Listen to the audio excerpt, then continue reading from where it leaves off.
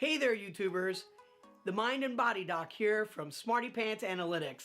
Welcome to my YouTube channel.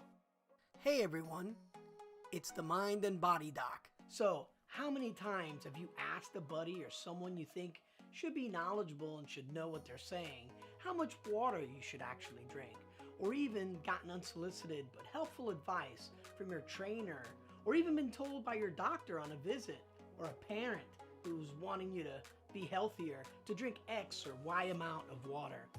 How much water should you drink to perform at your best and be as healthy in mind and body as you can be? The answer coming right up.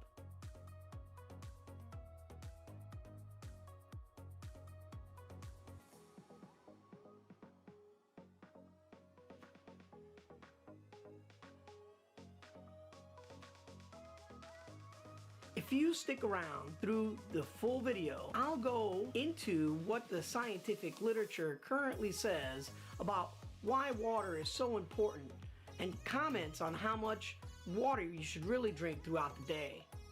But here is the answer right up front. As long as you don't have any medical problems or other conditions where you need to be careful about how much water you take in during the course of a day, or if you're not taking any medications or other supplements where you need to be careful how much or how little water you drink during the course of a day. If you're a male, you should be maximizing your hydration with about 4 liters of total water intake throughout the course of a day, with 1 liter of that coming from your food. If you're a female, your total water intake should be about 3.5 liters of water throughout the course of a day, with 1 liter of that coming from your food. That's it. That's your small answer. If you want to learn more and get a few more of the quick details on what studies really show are just some of the major benefits of maximizing your hydration, keep watching. So, here goes. Hey, don't forget to hit the subscribe button and click on that bell for notifications of when I have a new video up.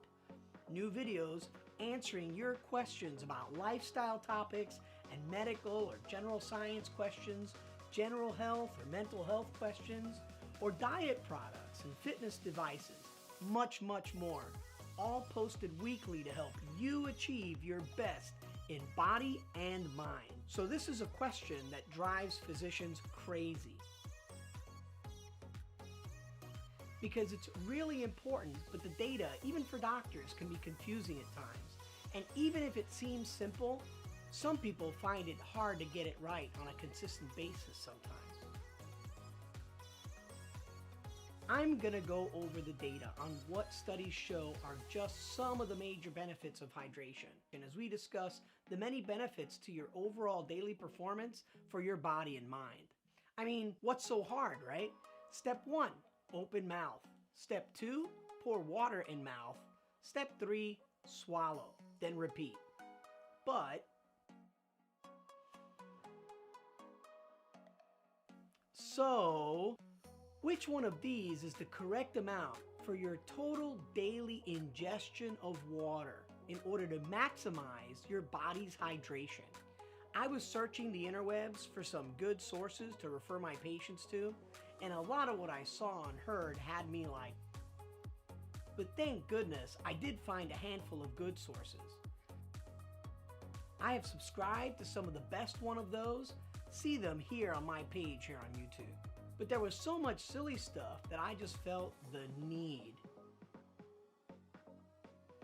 No. The need to provide a small answer to this big question. Before we get into the specifics of how much water we need to consume each day, it's important to review why. For those of you who want to dive deeper, many of the articles I cite will give you more specifics and talk about the difference between drinking water and the water we get from food. Things like watermelon or celery are easy to pick on, but remember, some of this stuff is mostly water, like us. So let's review how important water really is for us from a couple of different perspectives. What water does for us, and relatively new findings related to the positive effects of hydration and the negative effects of dehydration. We'll also review how we're mostly made of water. As a medical specialist in the brain and behavior, I focus on my area of expertise, which is the brain, especially because it's one of the areas of the body with the highest concentrations of water. And studies continue to show that the brain is very sensitive to dehydration, causing negative effects, and it responds strongly in a positive way when you hydrate well. So let's get to it. We are mostly walking, talking bags of fat and muscle that contain water. Many of my patients hate when I say that because it sounds so vulgar, and a lot of the kids, when I say that in my practice, will just kind of roll their eyes at me, but it's true. Biological bags full of water with minerals, saturated with gases like oxygen and nitrogen and carbon dioxide, with floating little pieces of proteins and enzymes and sugar and a bunch of other fun stuff. Technically, we are really made up of a bunch of smaller components like cells. We're made up of billions of these cells, each a little tiny fat bag of water with stuff inside it. And all these cells make us, us. And it's mostly water. Water makes up more than 60% of our body weight at any given time, whether we're male or female. There are some slight differences, and with some situations where we are retaining water faster than we can lose it, raising that number, and some situations where we're losing water faster than we can replace it, lowering that number. But there are parts of us that are more water than others, like the brain and the heart, which are about 80% water, or the lungs, which are almost 85% water. How about when people get an allergic reaction and have swelling? That's water being leaked out into the tissues. Also, both men and women retain water at different times of the month due to a natural cycle, which is actually based on the moon, on the lunar cycle. Women will have a wider range of variation of their total water weight and water retention related to hormonal cycles and changes throughout the month. Basically, we need water to live and function biologically. Even small amounts of dehydration have been linked with kidney, gastrointestinal, circulatory, lung disorders, post-operative complications, and neuropsychiatric disorders. Studies show benefits to the skin, eyes, digestion, and overall well-being. Optimal hydration has been shown in studies and trials to make you heal correctly, and we need water in order to regulate our blood pressure correctly, all on a daily basis. We need water in order to think correctly and in order for our memory to work right.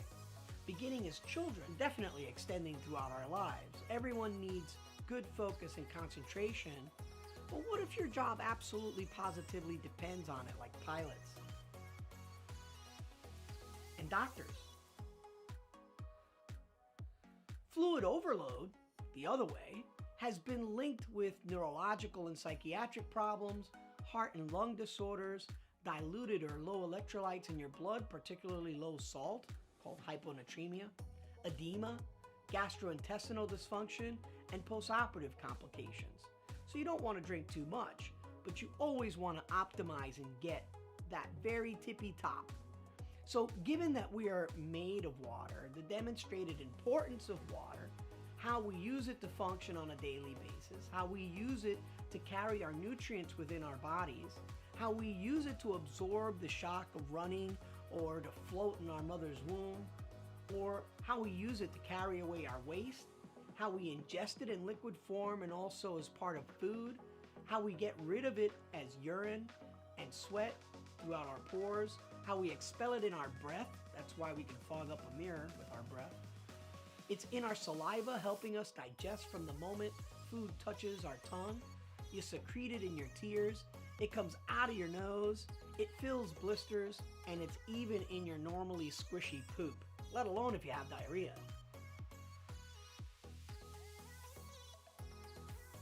So how much water do you really need? Turns out that old adage of 8-ounce glasses of water, 8 by 8, is a good starting point. But how much of that is true? Is that statement, 8 by 8, based on some kind of science?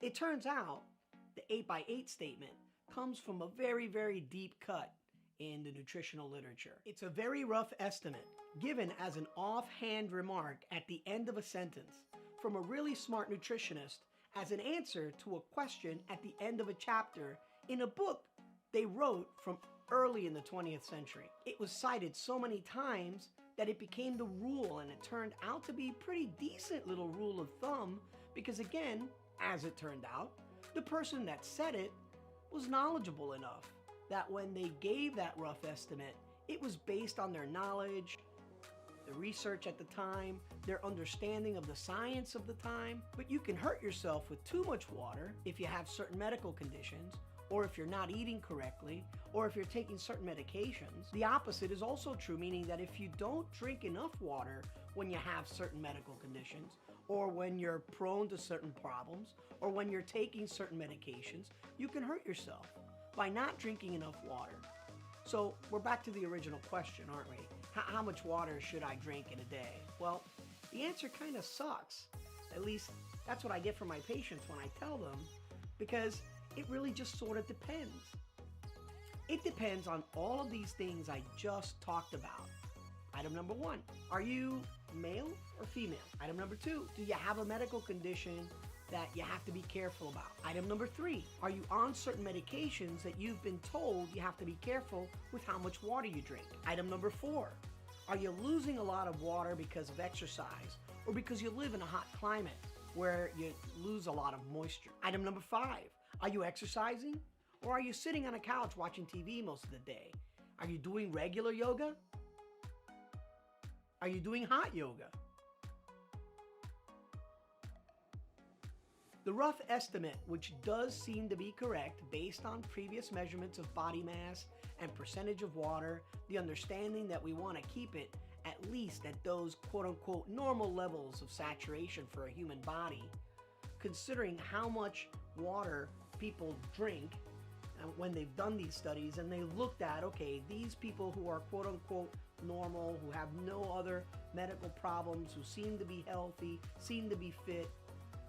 After looking at all of those assessments also, turns out that about 3 liters of water ingested as liquid per day for a male and 2.5 liters for a woman ingested liquid water a day for both. That's plus about 1 liter of water that we get from our food. So it turns out that about 8x8 is kind of a rough starting point and a bare minimum that is relatively safe as a guideline, but usually not enough even for those people who aren't really losing a lot of water. As a general rule for most people on any given day, 8x8 is a good rule of thumb. But again, that's the basic starting point. People who aren't necessarily gaining or losing too much water and who aren't necessarily in a really hot or really cold environment, or in a really humid or really dry place. Or if you're taking medications that are going to dry you out, then you need more water, not less. As the studies that I cited have demonstrated, even if you're slightly dehydrated, that's going to impact your whole body, but especially the most sensitive instrument known to humanity, the human brain. It's going to affect negatively your ability to think, to focus, to concentrate, to use your memory both long-term and short-term. So when in doubt, hydrate. As long as you're eating okay, as long as you don't have any of those medical conditions we talked about, where you have to be very careful with how much water you're drinking, you should hydrate. Use quality water, see one of my other videos for that, and shoot for your maximum and hydrate well every day. Tell me in the comments below, how much water do you usually drink? Also, what tips and tricks do you use in order to get in all the water you should be drinking during the day? Also, don't forget to ask any questions that I might be able to answer for you in the future. Don't forget to hit the like and subscribe buttons. By the way, related videos will be coming up that answer the questions, drinking alkaline, high pH water, is that really a thing? And what true scientific proven benefits does it have, if any? Other upcoming videos will be, how long can a person live without drinking water? And ADD, ADHD medicines, stimulants. Can they be setting you up for serious problems?